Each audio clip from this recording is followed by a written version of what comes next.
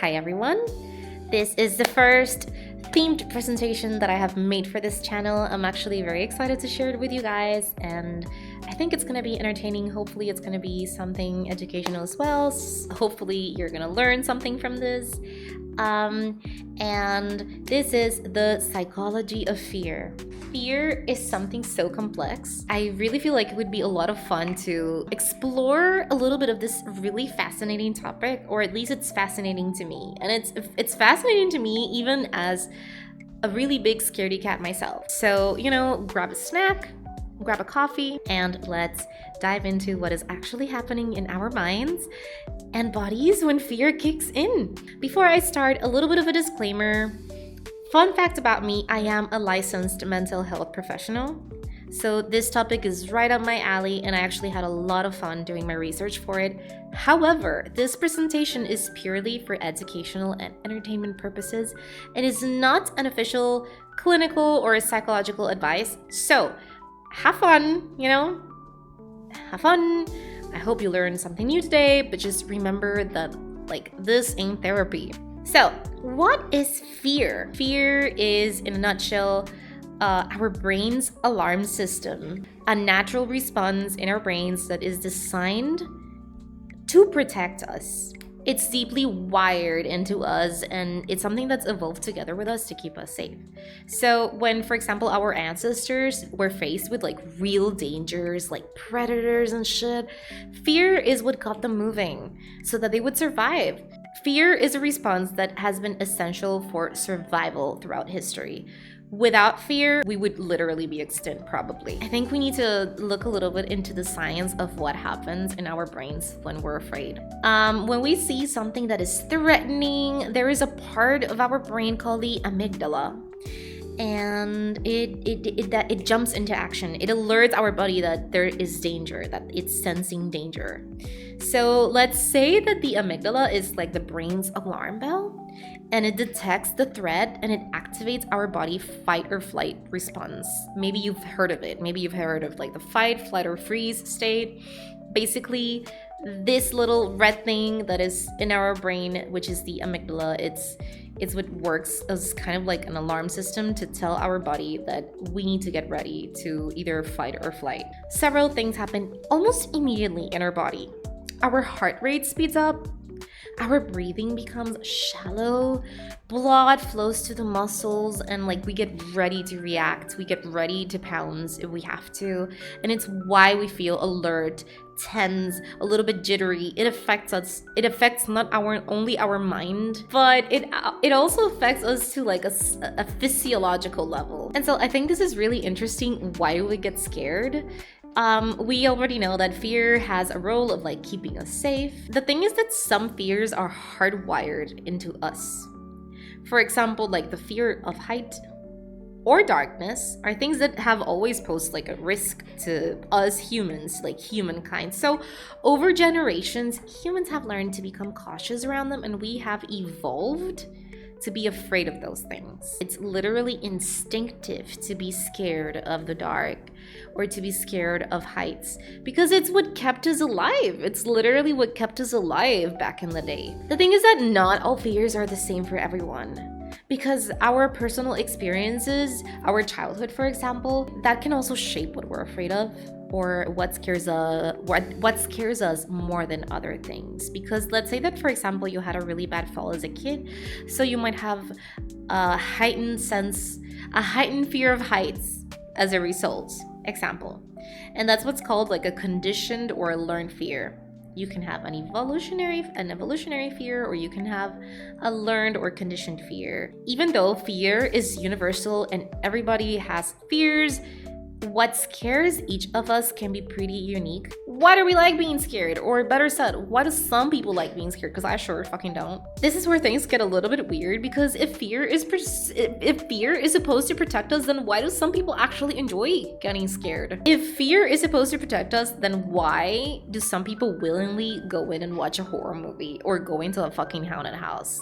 That seems pretty counterintuitive, but there's a reason for this. There's an actual psychological reason for this, and it has to do a lot with adrenaline. When we are in a controlled environment, when we are safe, when we are at home, or when we go to the movies, when we are in a theme park where you might find roller coasters and shit, your brain knows that you're safe. Even if what you're seeing feels frightening and is scary to you, you know that you're safe. So this releases adrenaline without the threat of actual danger. And that's what gives us the thrill we feel when we watch a scary movie. Honestly, it can actually even be a little bit addictive, which is why some people chase that rush. It's a way to feel the excitement of fear, but like in a safe and controlled setting. So you're like tricking your brain into giving you a natural high without real risk. Fear versus anxiety. Oh my god, it feels so similar, but what is the freaking difference? It's actually a distinction that often gets pretty blurred. Fear is an immediate reaction to danger that is in the moment.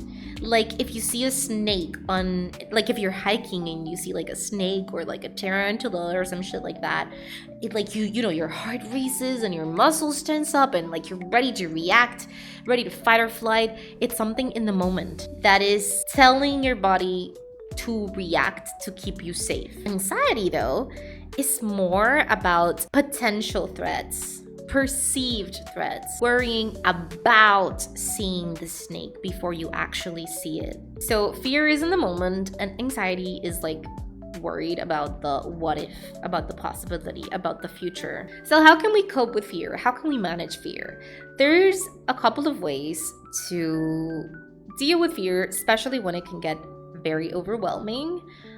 There's some practical strategies out there that you can use. For example, deep breathing. If you tackle the shallow breathing by slowing it down, by breathing deeply, like with the 4-7-8 method, which is like you breathe in for 4 seconds, you hold for 7, and then you exhale for 8. That sends a signal to your brain that it's okay to relax. And then there's grounding exercises that you can use, because those are really good to like keep you mindful, to bring you back to the present moment, especially if what you're feeling is more leaning towards anxiety than towards actual fear. It's the 5-4-3-2-1 method. You name 5 things you can see, 4 things you can touch, 3 things you can hear, 2 you can smell, 1 you can taste. And this basically what it does is that it refocuses you. It keeps you mindful, it helps calm the mind because it kind of like distracts you from the potential fear. Label your fear. That is actually so powerful, more than you would think. Naming the fear can take away some of its power. It kind of like, it acknowledges the fear and it creates a little bit of mental distance from it. There's also like exposure therapy and all that, but I would say that if it gets to the point where maybe you need like really specific strategies because you deal with fear and anxiety a lot, it's okay to seek help. Somehow, fear actually helps us grow, because I really feel like it's important to end on a positive note. Fear helps us grow. When we face small fears over time, we are building resilience. It's kind of like working out a muscle, honestly, because each time that we confront something that makes us nervous, we prove to ourselves that we're capable of handling it. Whether it's public speaking, whether it's like setting boundaries. I know a lot of people who are scared to set boundaries, or like any way that you're stepping out of your comfort zone. Whenever you overcome fear, even if it's bit by bit, it gives us a bit more like strength, self-belief, confidence. It boosts your confidence. So in a way, fear is a tool, and it's about how we use it, how we view it. Next time that you are like faced with something that's scary to you, think of it as a chance to build confidence, one step at a time. At the end of the day, as is every emotion, if you listen to it, it could give you information about things in your life that are causing you stress or that your mind views as threats. So listen to your fear. Maybe your mind is telling you something. If you always have like an underlying sense of anxiety whenever you go to work or whenever you are chilling with a certain person, maybe that is your mind giving you information about something, about that person or that place that is stressing you the fuck out. Fear is our friend. It's okay to be scared, baby girl. It's your brain's way of keeping you safe. If you have any questions, you can ask them.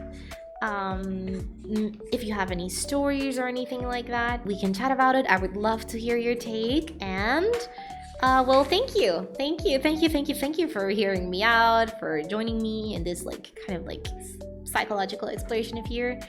Hopefully you guys learned something new. Hopefully you gained like maybe new perspective on what's happening in your mind when you feel scared, or maybe even a few tools to handle it next time that you feel it.